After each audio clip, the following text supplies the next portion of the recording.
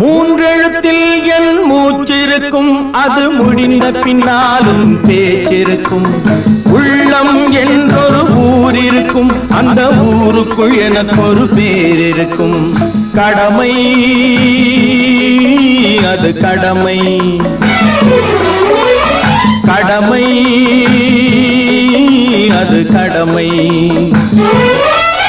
அந்த மூன்றெழுத்தில் என் மூச்சிருக்கும், அது முடிந்த பின்னாலும் பேச்சிருக்கும். உள்ளம் என்றொரு ஊர் இருக்கும், அந்த ஊருக்குள் எனக்கு ஒரு பேர் இருக்கும்.